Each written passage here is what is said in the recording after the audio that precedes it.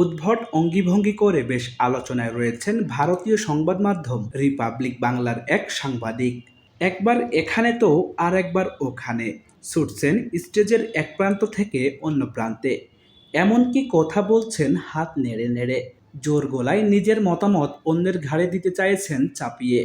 নিজের এমন উদ্ভট অঙ্গিভঙ্গির জন্য আলোচনায় রয়েছেন তিনি। বাংলাদেশের সাম্প্রতিক রাজনৈতিক পট পরিবর্তনে ওপার বাংলার এই সাংবাদিক এভাবেই বিদ্বেষ ছড়িয়ে যাচ্ছেন।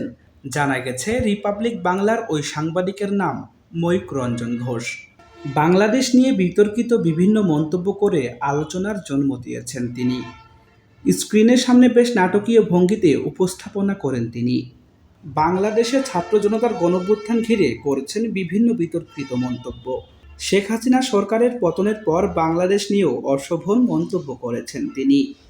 এমনকি ভারতে ইলিশ রপ্তানি নিয়ে সৃষ্টি পরিস্থিতিতে উল্টাপাল্টা কথা বলে আলোচনার জন্ম দেন ময়ূক।